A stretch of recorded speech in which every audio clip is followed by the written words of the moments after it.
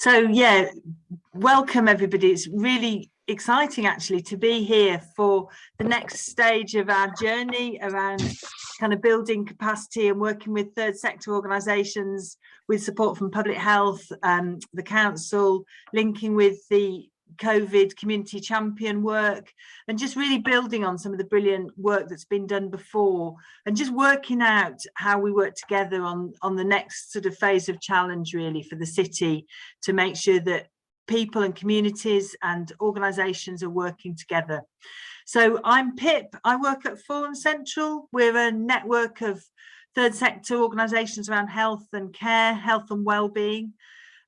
So we work across mental health, older people, physical and sensory impairment, people with a learning difficulty, but also a lot of community organisations, particularly around health and wellbeing. So fantastic to be here. And if we go around, if we perhaps go around and do some introductions. Caroline, would you like to go first? Yeah, so I'm Caroline, I'm from St Vincent's in LS9. So we have a host of services here: debt management, English second language, immigration support. Yeah, that's kind of the basis. There's a few more bits in there as well. We hope to put counselling service in by the end of the year, generally here to support our local community. Yeah, fantastic, and do so much. I know what an amazing job you did through the pandemic, and yeah, in so many ways, such a massive stalwart of that kind of whole York Road community and across that area. So really pleased to have you here. Thank you. Where should we go next? Ronnie, welcome. Hi, I'm Ronnie. I work on the Community Champions project in partnership with Forum Central at Voluntary Action Leads. Oh, thank you. And Maeve, welcome. Hi, Maeve Carroll. Also work on Community Champions alongside Ronnie. I'm from Forum Central. Andrina. Hi, I'm Andrina. I'm the coordinator for volunteering at Voluntary Action Leads and support with the Community Champions programme as well. Lovely to have you. Kay?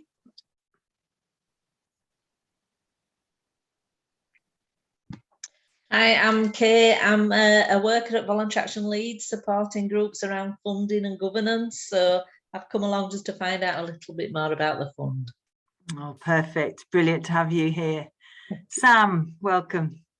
Hi everyone, I'm Sam Powell. I work for Leeds City Council's Safe for Stronger communities team, and I work on migration and third sector partnerships. And I also work with Val, Forum Central, and Tim and the team on Community Champions. Hey, excellent.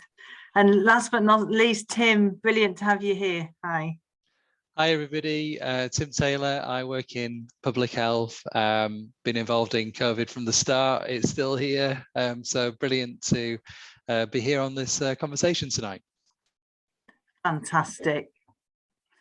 And I've got a presentation which Jenny's very kindly pulled together. So if it's okay, I will share that, and that will just give us a bit of framework, I think, for the conversation. The plan, oh, sorry, I'm on completely the wrong thing. Sorry, give me 2 seconds. Oh, sorry, I'm not doing this very expertly, am I?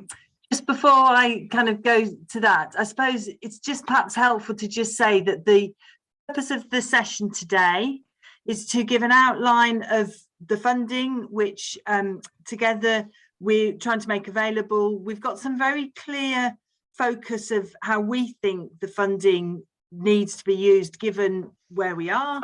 But we very much want to hear from all of you, actually, from the different kind of knowledge and perspectives that you bring, because we're very much trying to shape this. That's been a real theme throughout all of this work, that this has been very much about trying to support communities and make sure that those organisations working most closely with people in communities across Leeds most impacted by COVID and some of the wider challenges are really well supported using some of the local community networks and organisations.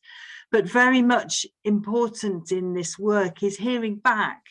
It's that sense of it being a really two-way relationship and making sure that information and views and comments and experiences are sort of fed back into people making decisions. And we've seen some really positive ways in which this work and the Communities of Interest Network have really shifted some of the thinking in the city and enabled things to happen differently and to respond very quickly sometimes to things as they've happened. So that's something that we really value, and we hope to kind of continue through this work. So I will just share my screen. I will run through a few slides, and Tim is going to do some of them as well, bringing the public health perspective and covering some of the priorities. I'll talk a little bit about the funding as we envisage it, and we'll have some time for questions and comments.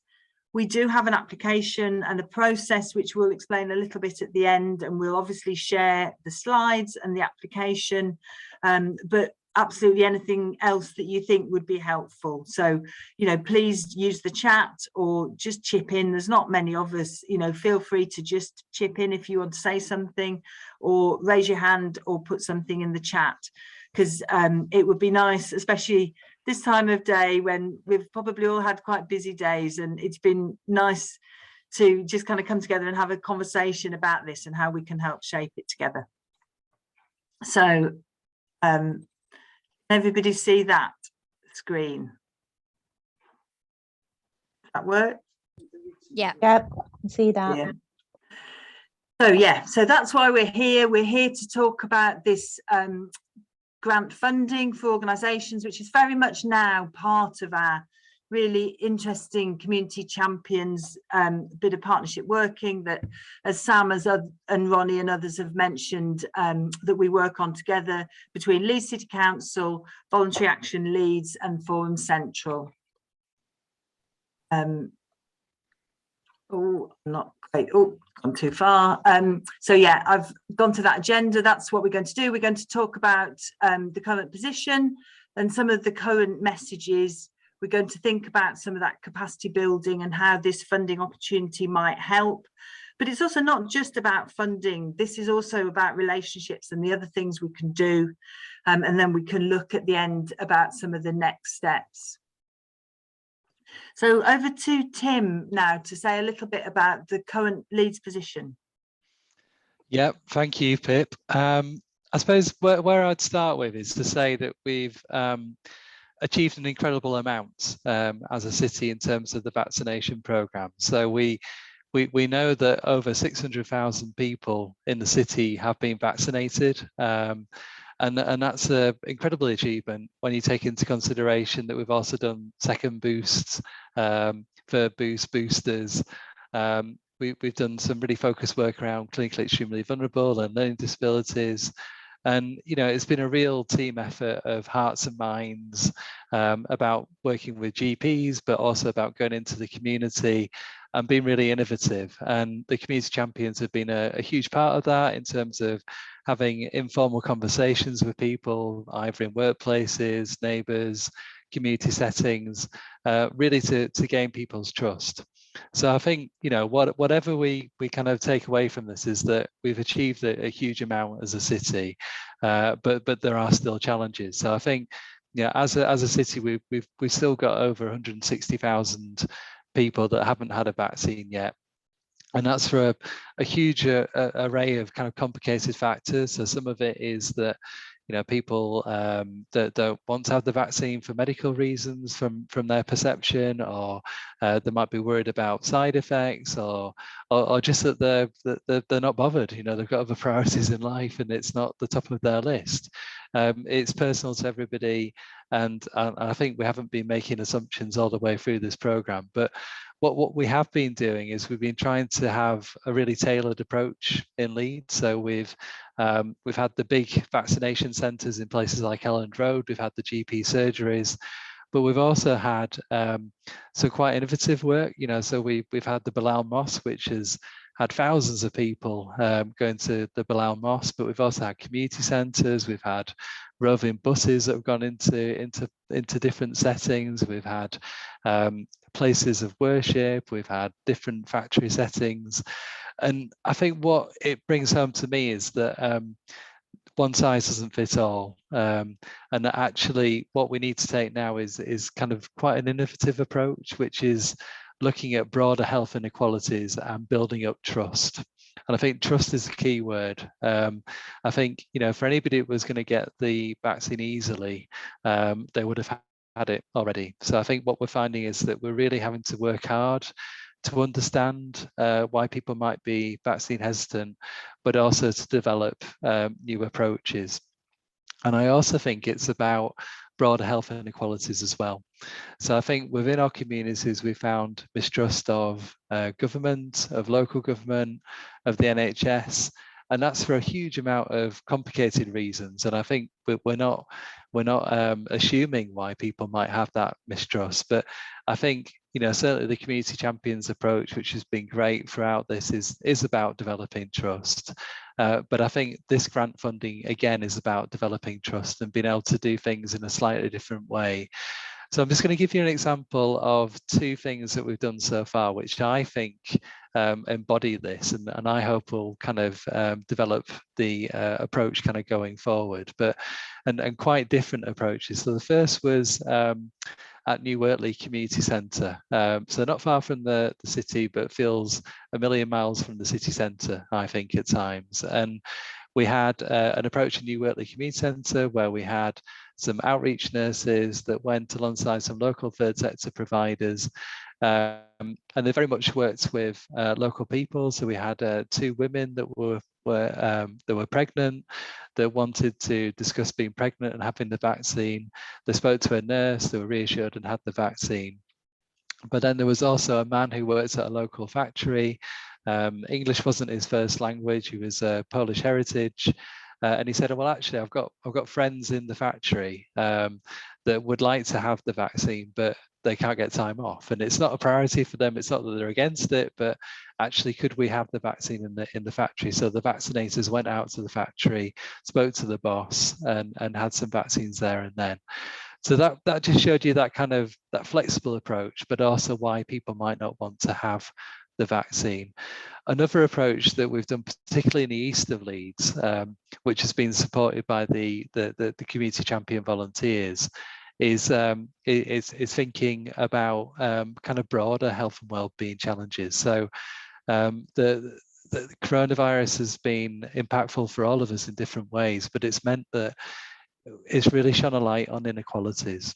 And so the things that we were doing okay on, we've got to catch up, and for different communities there are different priorities in terms of their health and well-being. So cost of living is a massive issue, being able to kind of keep our houses warm, be able to pay for food, money worries, they're a huge issue.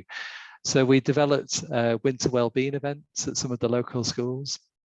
So they had money buddies there, they had fuel poverty, they had some fun stuff, they had goodie bags, they had things that brought people to the event, but we also had the vaccinators there as well. So it was just one of a series of different things, but it was in a local community. I think we had Oddie the Owl dressed up as well that kind of brought the kids in.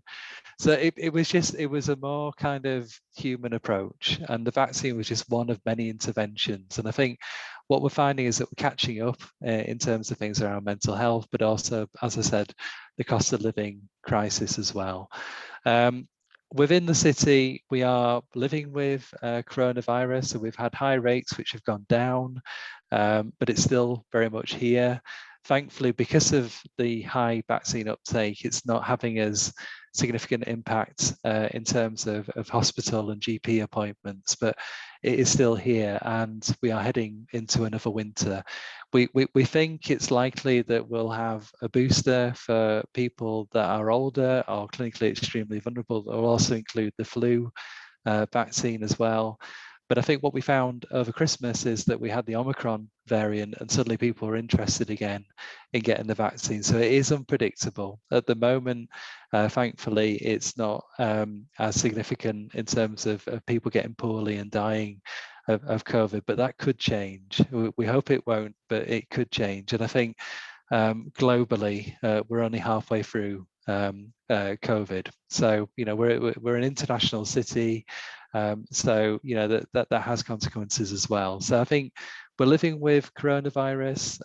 At the moment, it's not as significant as it has been, but it still is an impact in terms of staff being off sick, and the impact. But we also have long COVID as an issue as well. In the city, we have an evergreen offer, so I'll just explain what that is. So we've looked at the data in terms of where we have vaccine hesitancy, so where we need to prioritise. And I think what we found is that there are some inner city wards where really good uptake overall. So more than half the people, and I want to stress that it's not that people are not taking the vaccine, but compared to other areas in the city, it's not as high. So we've got 5 wards that I think we'll come on to a bit later in the slide set about kind of where we want to prioritise. But we also know that communities where English isn't the first language, the uptake isn't as high. So it's more than half the people are taking it. So it is good, but there are still challenges, and there's still communities that we need to work with. So we have a meeting every couple of weeks. We have a vaccinating team that are flexible and want to go out into the communities. So we've closed down Elland Road, which was the main vaccinating site in the city. And I'm just looking at some of the kind of most recent offers that we have. So we've got Bilal Centre, but we've got the Compton Centre, shopping centres, Dewsbury Road, Halton Library, Gibson Fire Station, Beeston. So we can be really flexible in terms of where the vaccinators go. So it very much is about going into the heart of the community, into where people are. We've got a commitment strategically around that, which is really important. But I think what we do want to develop, and that's why we have this funding, is stuff that is a bit different. Stuff that isn't what we've done already. I think it is about kind of doing things that are more broadly around health inequalities. So not just about the vaccine, about kind of bringing in other things. So mental health's been an issue, but thinking about things like health checks, about cost of living, other interventions that are really important. And then just lastly, we've got the community champion work, and we're really lucky to have, I think, over 150 people that are signed up to be community champions, and these are local people that can have those conversations with communities. And I think we very much want to kind of link the two approaches up as much as we can, and they're linked into everything at the moment. So I'll stop there, but I'll kind of come back onto the wards and the other communities later on, Pip, if that's okay. Oh, I'm already there. Okay. So yeah, these carry straight on. Shall I think, carry if that's straight all right. on? Yeah. So again, we've got really good data at the moment about where we have some challenges. So there are 5 wards. So Gibson and Hare Hills, we've got specific communities within those: Beeston and Holbeck, Bermondsey and Richmond Hill, Chapel Allerton, Little London and Woodhouse ward. So they're all quite different. Got different communities that live within them. We've got detailed breakdowns in terms of age and gender. I think what is encouraging, so throughout the time that the Evergreen approach has been in place, is that those areas are improving. So even though we're not getting the huge numbers that we did at the turn of the year, when we would have between 50 and 100 people turning up at vaccination centres, we're still getting between 10 and 20 at sessions, which some of those are first timers, and I think it's still incredibly important that we go after those people and keep talking to them and finding out what could persuade them and how we can work with them. So it is still working, but it is hard work and it's not straightforward, but that doesn't mean that we shouldn't do it, which is why we need to be innovative and take different approaches. I think going into the summer, there are lots of community events that are happening, so summer fairs and festivals, and it does feel the first summer since COVID when things feel more normal than they have. So again, it's an opportunity to link into things like that. But I think we really want to have things in place for winter as we go into winter. So kind of that trust and connection, and not just the bigger organisations in those areas, but the really grassroots ones. And we're really lucky to have Ronnie and Maeve that can work with us to kind of go out to those organisations to help them to apply for money, because I think it's not always the ones that can write the good bids that do the most effective work, and I think we want to make that as straightforward and simple as we possibly can. The other area of focus, and this is I mean, there is some crossover in terms of the wards, but also I think it's important that we think about migrant communities and where they live. So particularly Romanian, Czech, Lithuanian, Polish, some of the Eastern European states that have got low uptake. And I think we'd add Ukraine to that as well, with some of the new communities that are coming in. Chinese, slightly more complicated, because some of it is student population, which is not necessarily our priority, because quite often they're getting vaccines in their home country, and that's not been recorded on kind of our systems. But you know, it feels really important that we kind of continue to focus on them, and obviously some of those communities live in those wards, but some don't, and it might be through different either kind of faith-based organizations or through community-based organizations that we need to link up with. So I'll stop there, Pip. Hopefully that's helpful. Thank you, Tim. No, that's really brilliant. Yes, and I'm sorry, we should have had Ukrainian on there. Sorry, we'll make sure that that's kind of in the detail when it goes out. And just that reminder that there are, you know, 175,000 people who haven't been vaccinated. So however much we've done really good work in the city, there's more people to reach and having those conversations. So thank you so much for that, and for kind of taking us through that. We just wanted to touch on some of the different resources and things that are available. If we have time, and if people want to get into the detail, we can talk a little bit more about some of the ways of linking with the community champions, but there's lots of really good information about that on the Doing Good Leeds website, and it is great to have Ronnie and Maeve here. The focus of that is around helping identify and connect local people who can work with either directly with health organisations, or really trying to focus as well on working with local third sector and community and neighbourhoods. You know, that could be quite emerging groups to help support local initiatives, because that's really important, this idea that it's about sort of local people being involved, and about the messenger who gives messages is so powerful. So the more we can involve people who know and understand and, you know, themselves experience the issues, so by using that sort of network we can link those things in. There's some fantastic information in the Public Health Resource Centre, and Maeve's got a fantastic box in our office with all the different leaflets and information in different languages, and I know you've got a boot full of stuff, haven't you, Maeve, of information out there, because I think we have to remember that people still like physical information, and that's really helpful. The Mindwell website, Tim's touched on the mental health importance and connection around all of this work. Fantastic work on the Migrant Information Hub that Sam and other colleagues do such a brilliant job of making sure that that information is available. And Tim's already mentioned some of the current vaccine clinics, and that information is very much kept up to date from a local NHS perspective through the CCG website. So there's some links there on this slide, and as I say, we'll send all of these slides out. So that's just part of the picture too.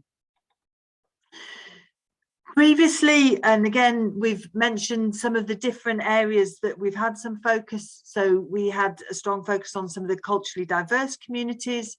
And we know from the work, for example, that Leeds Black Health Initiative did around hesitancy in the Black and African Caribbean community, and that other groups have brought through very specific messages and bits of information, that being able to focus on some of those different organisations that work most closely with some of those diverse groups has been really powerful.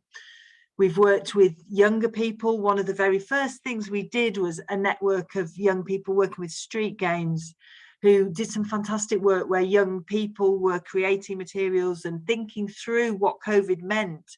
And this is back at a time when there was a lot of sort of blame for young people who were sort of seen as infecting and putting other people at risk. And that sort of sense of sort of generational divide being really unhelpful, because there's no value in blaming anyone. And actually, everybody right at that early stage was just trying to work through what COVID meant. You know, how could we live with these distancing rules and this very different way? And it kind of shows what a long way we've come, actually, looking back. But it's brilliant to see how that Together Leeds Youth Network has gone on from strength to strength. And young people are really powerful ambassadors around some of these health messages. We did a lot of work with older people's networks and organisations. Obviously, the impact on people who had to shield or who were fearful, actually, and lost confidence, and all of those issues that perhaps impacted quite a lot more on some older people. And fantastic work that was done around how to use both digital and social media, you know, things like chair-based exercises and street bingo that I know Richmond Hill Elderly Action did a fantastic thing where they literally were taking safe and, you know, events confidently out into communities in a way that brought humour and, you know, a bit of a different approach that just really helped people going at, you know, what was a very difficult time. And some of the faith groups, as Tim's mentioned, the mosque, and lots of the different organisations through Leeds Faith Forum who've linked with it and helped get messages out, because we just know how respected local faith and community leaders are and how important that is too. So yeah, just to give you an idea of some of the work that's happened previously. There's another slide actually, which yeah, just talks a little bit more about some of this. So yeah, some food banks, for example, where work was done alongside other provision, because often when people are talking about one thing, it's an easier time to have a different conversation. Organisations that were using other things that they were doing. Alzheimer's had a cupcake day when they used that to get information and messages out alongside, you know, something again that sort of got people talking and was kind of fun and made it, you know, much more sort of interactive.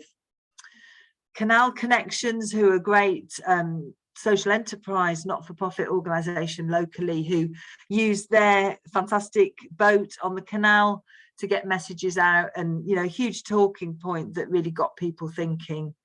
And the Sikh Elders Group, who were another great organisation who really picked up thinking about how they could get messages out. They'd also done a whole piece of work when they were planting trees to celebrate the birth of their Guru Nanak. They kind of linked that in with some messages too. So some great different ways. And again, more detail, which I won't go into now, but people can look at when we send the slides out. But work with families, obviously working with children and young people and families, using different languages. And I think that whole thing about community languages and sort of mother tongue messages being really powerful too. So yeah, just to give some idea about some of the things that have previously happened. Excuse me. We just wanted to talk now then. Has anybody got any questions? Shall I just pause for breath and see? I'll keep going, but do chip in, or Ronnie or Maeve in particular, if you wanted to add anything, please do. So the current funding, as Tim's mentioned, we've got a focus on ward-based organisations. And one way that we think this could happen is some of the anchor ward-based organisations may want to work with organisations within their locality to help get messages out through some of the smaller, perhaps less constituted or local kind of social entrepreneurs and networks that they might be in touch with. And as Tim said, this is about sort of leading on some positive health messages, obviously keeping that thread around COVID and vaccination, but really importantly recognising that other health messages and other issues that people have are really an important way in through to have those conversations, and are also themselves important to link with. really keen to support groups to help them identify what needs and what the meaningful solutions might be.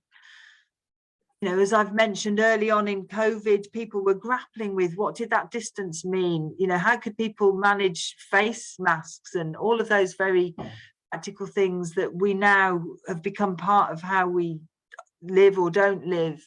And the same for now, I think, when people are now thinking about what's the next phase, what might be the things that matter to people, or that people think actually that's what we now want to focus on. And that might be about, you know, some of the long COVID issues, or some of the practicalities, as Tim's mentioned, about, you know, getting the jab if you feel like you've left it so long, and making people realise that it's never too late, that that offer's still there, or that, you know, if people know of other people who might be willing to have different conversations now. There's a little bit on the right of this slide that, again, just sort of re-emphasising some of the things that Tim's already touched on. Really, we're wanting to seek some of the improved health and well-being outcomes. Actually, what really matters to us is people having healthier, happier lives across our diverse and different communities across the city. And some of that might relate to people that have got longer term conditions. Some of it is about supporting the COVID pathway. It's also about other things that help reduce health inequalities. And Caroline, I know from St Vincent's, you've got loads of different ways that you'll be aware of the different challenges that people in your community have. Building trust, as Tim has said so strongly, is really key and critical, and recognising that it often is local trusted organisations who are best placed to do that. And we're also keen to have some lasting legacy. I think throughout all of this work, we've tried to use the funding that we have to do the things that are urgent and that can be done quickly, but also to make sure that we're doing it in a way that builds some lasting legacy and capacity and knowledge. Certainly, one of the things that I've been really pleased is to see how much different community organisations have connected with public health colleagues and other conversations, and actually those relationships will continue. People like Bevan, and I know they've done such a lot, you know, tipping up with the rucksack and vaccinations and being willing to go out and about and make relationships and do things differently in a way that can be translated then into other conversations that communities can have.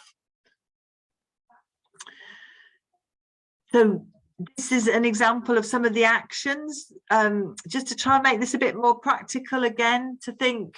So it might be that an organisation might think about how they work with some new organisations, some new communities, sorry, or organisations that they haven't worked with before. You know, it might be that there's a Roma community, or a organisation working with people from an Eastern European, you know, toddler group, or, you know, others, that this might be an opportunity to make some connections that haven't been there before, or that perhaps have been a bit lost because it's been strange times. There might be a reach to local other communities and, you know, neighbours almost across those communities that people haven't had an excuse to make a connection with.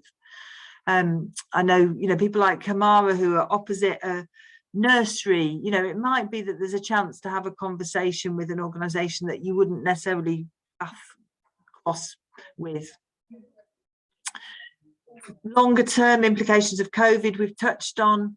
Current barriers to accessing health services, and we know from the media, don't we, how much concern there is around GP and primary care access, and it might be an opportunity to do some understanding about some of that.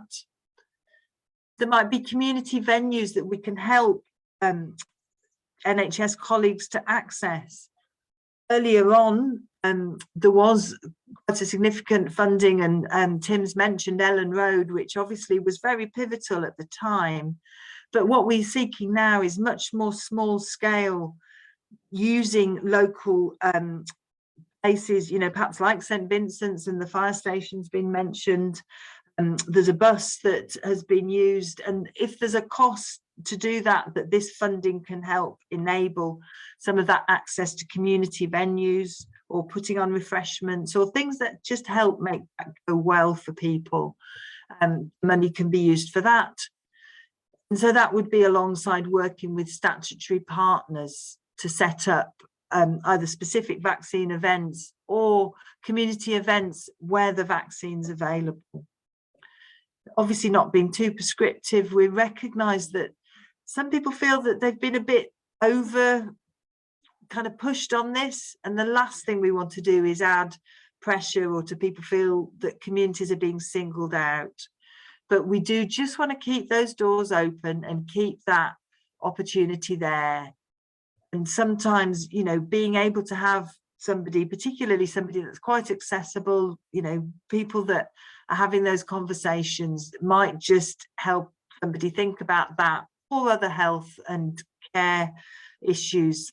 We're absolutely not about being really prescriptive or nailing it to the vaccine, but recognizing how connected all of these issues are.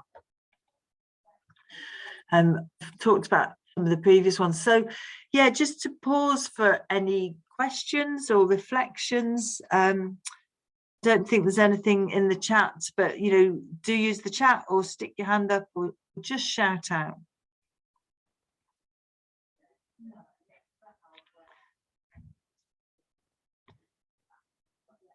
Any thoughts? Don't feel on the spot now. If something occurs to you, you know, later when you're making a cup of tea or chatting to somebody about your day, you know, there's no rush. This is an open conversation. But yeah, if there's any questions now. Oh, I don't know if you can hear me. I'll ask a question. I think you've probably already mentioned it, but I think one of the things that was interesting on the summary of it was like the existing stuff that's already happening. This could be used for as well, and then to like turn something that's already happening to have more of a health and well-being slant on it, or kind of to get support with getting health and well-being information to whatever the existing event or group was. Yeah, so just to highlight that. No, thank you. Yeah, absolutely. Cool.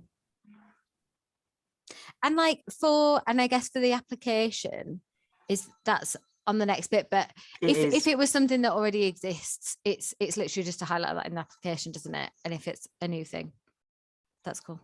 Yeah, and you know, Sam and others have been, Tim and others have been involved in the kind of decision making previously. We've very much tried to have quite a simple process, and I'll say a little bit about that next. That's quite accessible. We didn't want it to be onerous. We absolutely trust that organisations know what it is that they need to do. But equally, you know, if we've got suggestions or connections to make, then we've done that. And sometimes it is, you know, it isn't just about the money actually. And, you know, sometimes it's about, you know, just linking up, which I know has been, again, you know, one of the things that's been really good to see is how different people from statutory organisations and community groups have really worked together at times to, you know, really do things differently and do things in a way that they wouldn't have dreamt of doing previously. So sometimes, you know, that's there and people have got ideas, or sometimes they might just say, you know, can you introduce us to, you know, somebody who perhaps can help with that vaccination, or who can bring in that information because we don't feel quite confident talking about it. So perhaps somebody from public health could come and give a little bit of a talk, and then we can follow that up, or those kind of links. I'm not seeing any hands. I'm seeing some reflective, pensive faces, so I'm hoping that's good.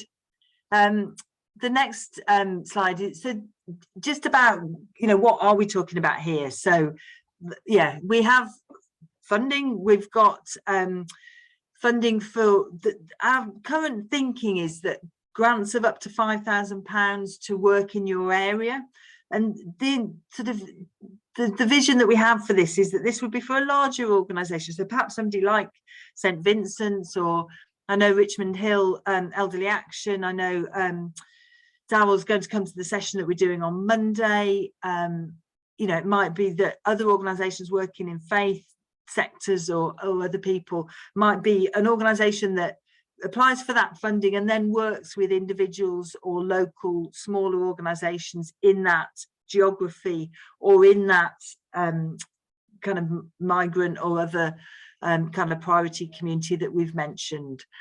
So we're being quite flexible about that. You know, what we know sometimes is that some people don't want huge amounts, they just want a bit, and that actually that can be what helps. We have separate, or some of this, I mean, it's all the same pot really, but some of the funds that we have can be used directly. So for example, if Maeve and Ronnie, who've been doing, you know, as I say, fantastic work kind of out and about, supporting some of the vaccination clinics and some of the work that's happening in local community groups, if they've got somebody that just needs, you know, a few pounds or a few £100 to do something very local, and you know that can be done quite quickly, that doesn't need this process. This process is more for organisations to have a pot to then think about how they can best use and allocate. This is to see what the current demand is. We know that previously we've had a lot of demand, and particularly at, you know, the height of the pandemic, you know, we absolutely couldn't do things quick enough when things were first hitting communities and people really wanted support. We know that it's different now, so our plan is to have a sort of a bit of a rolling deadline. So we've sort of nominally put in, you know, the end of each month, you know, people can get applications into us so that you've got something to aim for. But if, you know, you say, actually, we've got an event coming up and it's in the middle of June and we think it'd be really good for this, we will process it more quickly. We're trying to, again, be flexible and make sure that we're responsive to what people want. And we're not expecting to be massively inundated. Obviously, if that got too much, then we'd put a message out. But the plan is, yeah, end of each month is a deadline. But if, you know, please don't be put off, and particularly Kay, if you're having conversations with groups, you know, and they're thinking, actually, I'd love to do this, but it's not going to work for the deadline, then, you know, don't let that stop you. Always pick the phone up. You know, my advice to anybody with any funding, actually, it's always worth picking the phone up and having a conversation where you can.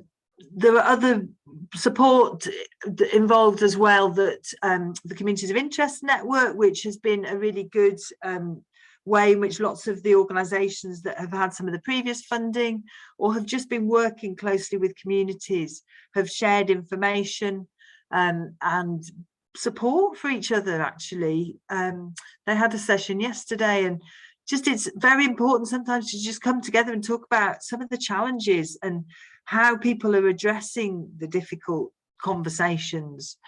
We've had a lot of conversations there where people have said it's really difficult to talk to, you know, men about this particular issue because they're just not wanting to engage with it, or, you know, we're finding that we need to have different, you know, the beginning face masks for people who are autistic or have got hearing impairment and really struggle, and all sorts of practical things. Having that group and network of different groups has been good. So we've got those kind of opportunities to share ideas, to get information and training, and through the brilliant resources of Voluntary Action Leads too. There's a lot out there, and through the Champions Network. And yeah, just open to different opportunities and making sure that we're linking with the partnership approach that I know the community anchors, neighbourhood networks, we've got lots to build on here. So we're very much wanting to make sure that we're sensibly linking things back. I'll shut up again.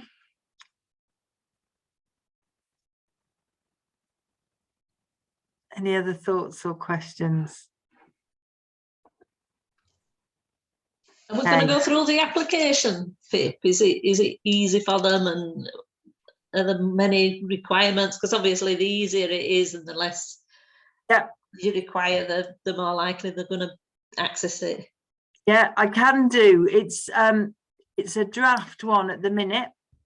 Would that be helpful for you? Would you appreciate me just rushing through that? And if I, that's kind not just for me, but that's kind of what I was thinking the session would be.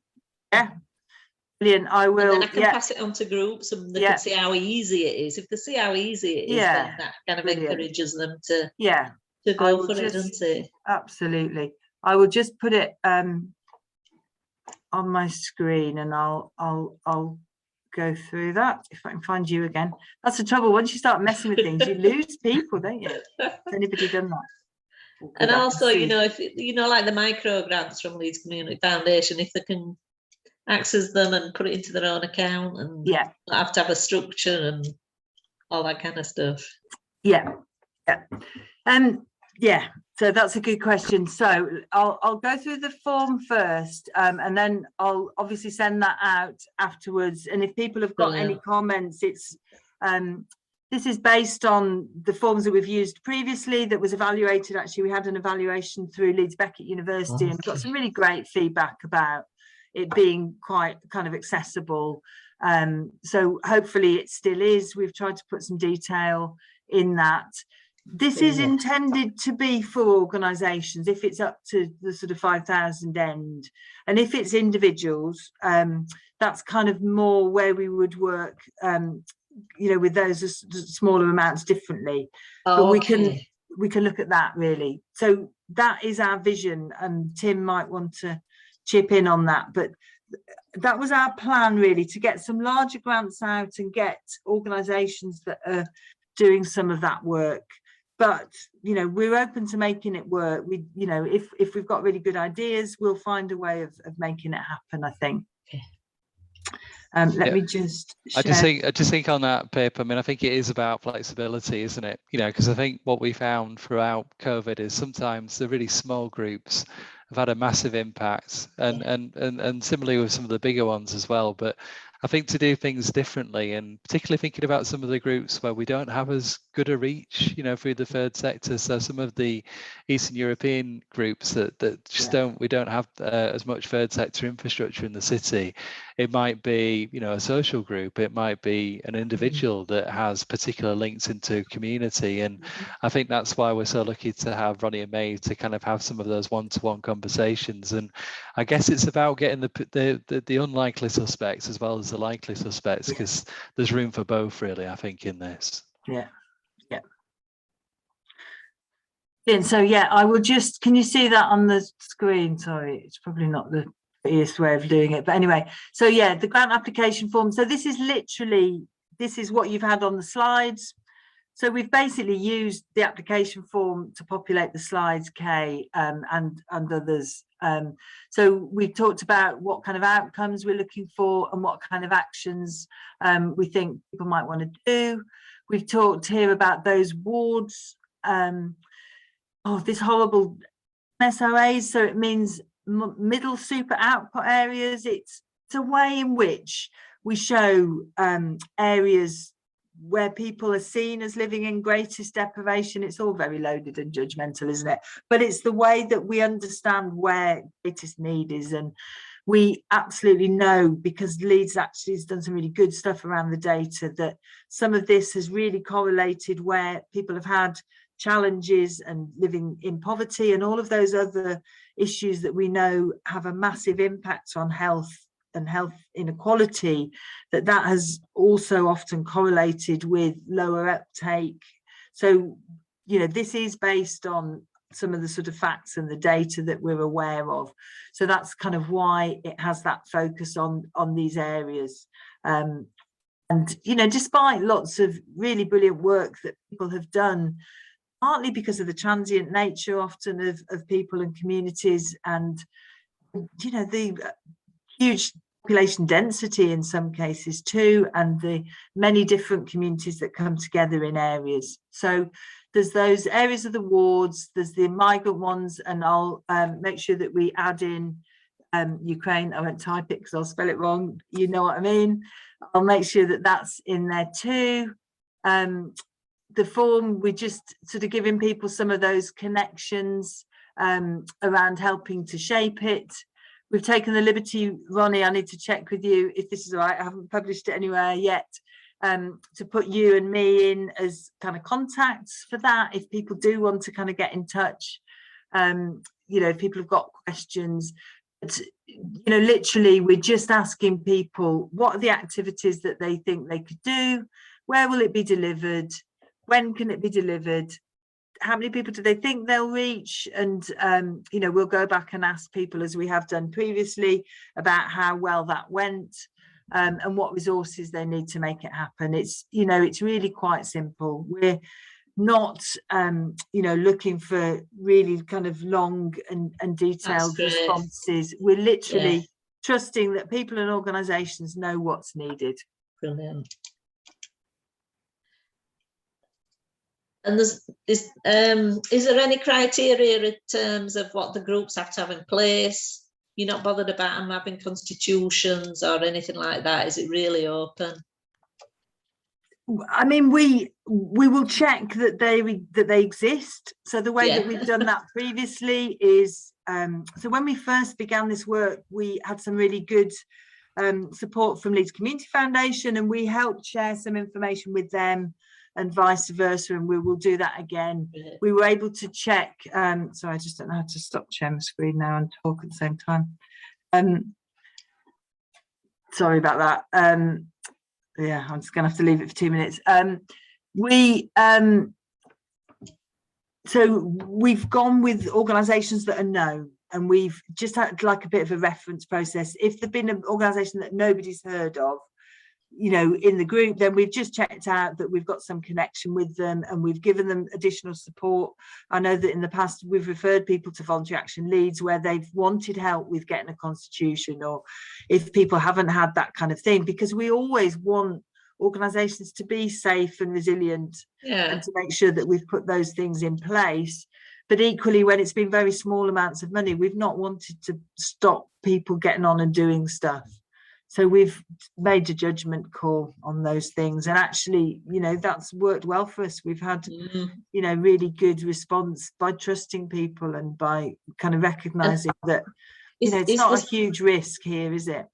No. Is there something in the guidelines that kind of says, you know, it's open to organisations or to individuals, and you don't have to have a very formal structure? Because sometimes people think they just assume they can't get funding if they don't have those things in place, and that might just put the smaller groups off. This part of funding is intended, as I've mentioned, to go to larger organisations to then work with smaller organisations. But we can have a conversation about how best to do that. If it's individuals or really unconstituted groups, then I think we would be suggesting that they work with Ronnie and Maeve, and you know, we can make small payments and make sure that they're getting a bit of support with that. But if it's larger organisations who themselves are going to be that network with local individuals or local small groups, then the money would go to that larger organisation. Okay, I see. Does that seem workable to you with your knowledge? I'm just thinking there's some really small groups I can think of who would go for it, who wouldn't have the things in place that a larger organisation would. Yeah. But I guess really I'd be just sending them on to Ronnie or whoever, or Maeve, rather than them doing it themselves. I mean, to give you a specific example, we worked with Ali Magoob at the Refugee Forum, and he worked with a number of very small groups, and he previously, you know, the funding went through him, and he was able to kind of be that support and network. So also with Circles of Support, we've worked with Geeta, who a number of you may know, and she in turn had a number of smaller groups and you know, quite social networks that she was then able to get messages out through. So yeah, that's the kind of thing that we've done, where we've done that, but we'll make it work, whatever the kind of, you know, and genuinely this isn't the kind of grant program that we're going to get swamped with loads of people. You know, we're delighted if people want to be connected with this, so long as they fit the priority for areas and the people, you know, then we'll make it work, is my sense. Tim's nodding, I think. Can I just come in? Yeah, Ronnie, yes. I'm just thinking here how it could potentially work as well if the larger lumps of money are funded to larger organisations. We can just keep communicating and letting you know. So if any really small grassroots community groups come to you and go, do you know of any funding, or you're promoting it, you know which organisation to link them with. Yeah. Okay, that sounds good. And the other thing I perhaps should have said is, you know, we've got another 12 months nearly, a bit less now, but of the Community Champions programme at least. And our intention is that we want to build and develop, because we think it's been a really great model of working. So it's also not something that's got to happen in the next 2 or 3 months. We've got time to grow and develop some of those conversations, which again, I think comes back to Tim's point about trust and relationships being, you know, this is longer term. It's not, you know, it might be that people have got a one-off event, but it's, you know, this, it's also about building that kind of confidence and relationships too.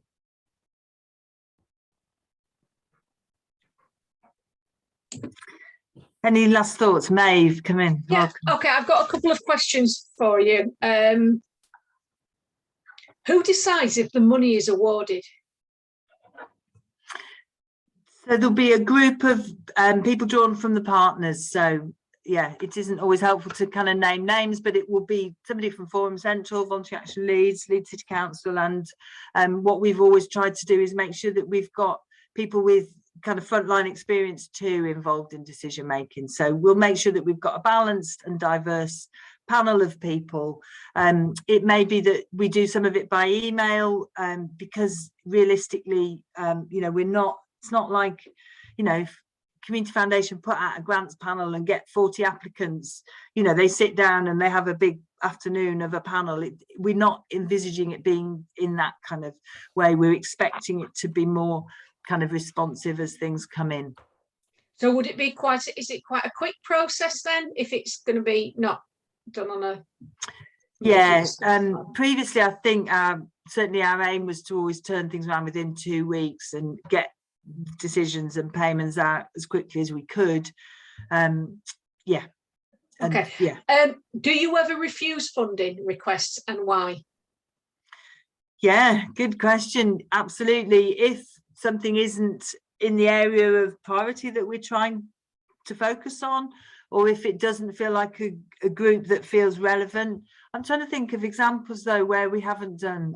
I'll come back to you on that one. I mean, there definitely have been a few things where we just thought, actually, you know, that wasn't the right way of doing something, but 99 times out of 100 we've funded stuff and we've helped make things work. But sometimes that's been, oh, could you just make sure that you're including this, or that you're linking with that, or that, you know, you're making sure that it happens in a way that includes people.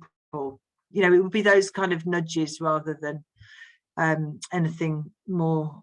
You know, I think we're unlikely for this kind of work to get things that are really out of the thing. I suppose what we might do is get things that we think are already happening or already being funded. So perhaps if somebody just wanted to give out a food parcel, for example, with no kind of related thing, then we might not. Or if somebody was just wanting to go out and buy a box of hand sanitizers without thinking actually it's about how that's given out and where that's given out, then we wouldn't, because people can get PPE from other routes. Right, okay, thank you.